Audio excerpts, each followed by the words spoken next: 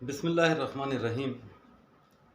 یہ پروگرام جو ہے یہ اس مقصد کے لیے نہیں ہے کہ پاکستان کے اندر کسی بھی سوشل گروپ کے اوپر الیکٹرانک میڈیا کے اوپر اس کو بھیجا جا رہا ہو۔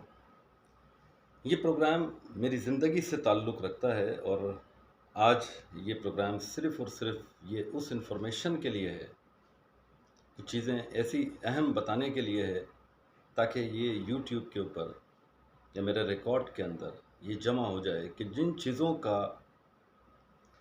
مجھے پہلے سے ہی پتا تھا وہی سب کچھ بالکل اسی طریقے سے یہاں پر ہو رہا ہے۔ انسان انسان نہیں دکھائی دیتا اس ملک کے خدا داد میں، سیاستدان دکھائی نہیں دیتے۔ کیا ہو رہا ہے کچھ سمجھ سے میں نہیں آ رہا کہ ہو کیا رہا ہے۔ یورپ کی لائف دیکھنے کے بعد پاکستان کی جو لائف میں دیکھ رہا ہوں اس سے اندازہ یہی ہونے لگا ہے کہ اس زندگی کو دیکھ کر انسان کو مر جانا چاہیے، جہاں ہر شخص جھوٹ بول رہا ہے، عدالتیں ایک جھوٹ کا پلندرا ہیں، پولیس کے پاس چلے جائیں وہ جھوٹے مکار، کسی بھی ادارے میں چلے جائیں، کسی بھی سیاستدان کو دیکھ لیں، سندھ کے اندر کیا صورتحال ہو رہی ہے۔ ڈیم کیوں نہیں بنائے گئے؟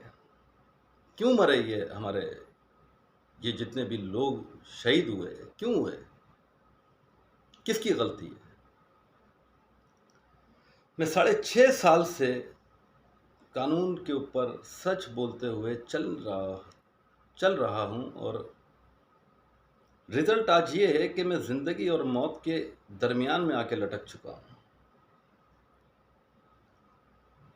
فیملی یورپین وائف سے ڈیورسڈ ہو گئی، یورپ سے پاکستان کے اندر مستقل بنیادوں کے اوپر رہنا پڑ گیا، صرف اور صرف ہمارے یہاں کے نظام کی وجہ سے، یہاں کی عدلیہ کی وجہ سے۔ قانون نے اب تک کچھ 6.5 سالوں میں کچھ اچھا تو کر کے نہیں دکھایا۔ لوگوں نے یہاں پر کچھ 6.5 سالوں میں بلکہ 8.5 سالوں میں 6.5 سال تو صرف عدلیہ کی ایک غلطی کی وجہ سے میں یہاں پر آج آپ کے سامنے موجود ہوں۔ میں اگر مر بھی گیا یا مار بھی دیا گیا یا زیادہ سے زیادہ اٹھا کے مجھے پھانسی پہ چڑھا دیں گے یا ادارے اٹھا کے لے جائیں گے،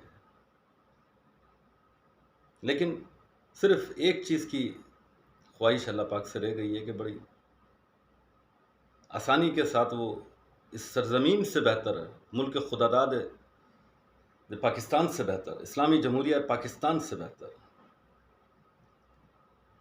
کیا کیا جائے؟ یہ گندے نالے، یہ گندے روڈ کہ الیکٹرک کی زیادتیاں، پولیس کے پاس جاؤ تو ٹھڈے دھتکار، سندھ میں جا کے دیکھ لو تو وہاں پر ایک عام انسان کے پاس روٹی میسر نہیں ہے، علاج تو چھوڑ دیں، دوسری چیزیں سب چھوڑ دیں، سانس میں بھی گھٹن ہونے لگی ہے یہاں پر۔ عدالت کی اگر بات کی گئی تو بڑا لمبا میٹر ہو جائے گا۔ عدالتیں ہماری، کس کو نہیں پتا کہ ہماری عدالتوں میں 1950 سے لے کے 2022 تک کا اسٹیمپ پیپر بکتا ہے، ہر عدالت میں بکتا ہے۔ پھر ججوں کو ہم نے وہاں پر بٹھایا ہوا ہے۔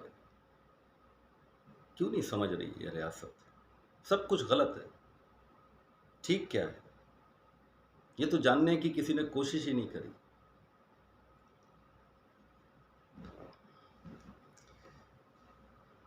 جعلی رسیدیں بنا کے دی جاتی ہیں، ریٹائرڈ جج کی کمپنی ہے، جعلی گواہ ہم انہی عدالتوں میں کھڑے کرتے ہیں، 500 روپے سے لے کے 5,000 روپے کے اندر۔ انصاف کی تو دھجیاں اڑا دی جاتی ہیں ان عدالتوں کے اندر۔ پھر بھی ہم اگر کچھ کہہ سکتے ہیں تو یہ درخواست کر سکتے ہیں کہ جناب والا اس نظام کو بہتری کی طرف لے کے جائیں۔ صحیح کہہ رہا ہے عمران خان، وہ دنیا دیکھ کے بیٹھا ہے، اس نے وہ کام کیا ہے جو میرا خیال ہے کہ کوئی عالم ابھی تک نہیں کر سکا. پوری دنیا کے اندر جا کے وہ جو جس طریقے سے مسلمانوں کی حوصلہ افزائی کی گئی ہے، مسلمانوں کے لیے، نبی پاک صلی اللہ علیہ وسلم کے لیے، ختم نبوت کے لیے، جو یورپین کورٹ آف جسٹس سے لاز پاس ہوئے ہیں، جو قانون وہاں پہ نافذ کر دیا گیا ہے کہ نبی پاک صلی اللہ علیہ وسلم کی کوئی بھی توہین وہ ناقابل تلافی جرم ہے. کیوں نہیں کرایا 74 سالوں میں کسی نے آج تک؟ میرا یہ ٹاپک عمران خان کے لیے نہیں ہے، لیکن اس ریاست کے لیے ایک پیغام ضرور ہے کہ اگر اس ریاست کے نظام کو کچھ ٹھیک کرنا ہے تو اس وقت ہمارے پاس سوائے عمران خان کے کوئی آپشن موجود بھی نہیں ہے.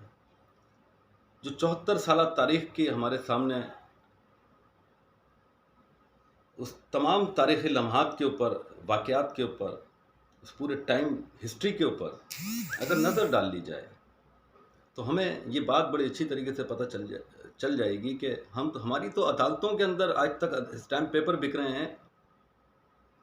ہمیں تو 8 مہینے پہلے پتا تھا کہ سیلاب آنے والا ہے. میں پچھلے 6.5 سال سے عدالت سے کہہ رہا ہوں کہ جناب والا، یہ جو میری پراپرٹی 4 کروڑ کی پراپرٹی کے اوپر جو کیس بنایا گیا ہے، یہ کیس تو دنیا کی کسی عدالت میں بنتا ہی نہیں تھا. یہ تو ایک ریٹائرڈ جج صاحب ہیں جن کی کمپنی نے بیک ڈیٹ کی رسیدیں بنا کے دی ہیں. یہ تو ایک وکیل ہیں جنہوں نے بیک ڈیٹ کا ایک لیگل نوٹس بنا کے دیا، جس کی وجہ سے آپ نے کیس ایکسیپٹ کر لیا. اس کے علاوہ کیا ایویڈنس ہے؟ کوئی جواب موجود نہیں ہے. لیکن کیس اپنی جگہ پہ جاری و ساری ہے. 4 کروڑ کی پراپرٹی زیرو پہ آ چکی ہے. جان کو خطرات زندگی کے اندر لاحق ہو چکے ہیں. ایک بیمار بچہ جو کہ اسپیشل نیڈ کا ہے، میرا بچہ، میں نے جیسا کہ بتایا کہ میری پوری یورپین فیملی یورپ کے اندر ہے. میرے بچے کی وجہ سے پہلے وہ یہاں پہ تھی پاکستان کے اندر، لیکن تھک ہار کے وہ لوگ بھاگ گئے. چلے ان کو جانا پڑا، یہاں سے ان کو بھیجنا پڑا مجھے.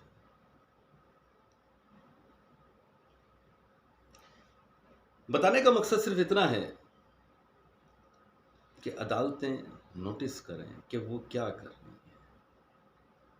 اسی طریقے سے ہمارے سارے ادارے اس بات کو نوٹس کریں کہ وہ کیا کر رہے ہیں. اگر آپ لوگوں نے کچھ کیا ہوتا تو ایک عام انسان کو کبھی بھی قانون ہاتھ میں لینے کی ضرورت نہیں ہوتی. اس بچے کو بالکل ضرورت نہیں تھی جس نے اپنے استاد کا قتل کیا. ایسے کتنے انکاؤنٹیبل کیسز 74 سالہ تاریخ کے اندر موجود ہیں. خلیل ساہیوال کا جو واقعہ تھا، خلیل نام کا جو بندہ تھا جس کی فیملی تھی، کیا کچھ نہیں ہوا ماضی میں. پھر یہ سیلاب سے کیوں گھبرا رہے ہیں؟ بہت کم ہے یہ عذاب، اور یہ عذاب نہیں تھا، یہ رحمت تھی. اگر آپ لوگ سب کے سب مل کر اس ریاست کے لیے واقعی حقیقی معنوں میں پازیٹیو اقداروں کے ساتھ، مثبت اقداروں کے ساتھ کوئی کام کر رہے ہوتے تو آج آپ کو یہ ساری چیزیں میں نہیں بتا رہا ہوتا. بیزار آ چکا ہوں. سینٹیمنٹل کرتے جا رہا ہے یہ ملک مجھے. ایک چیز سمجھ سے بالاتر ہے، جو کیسز بنتے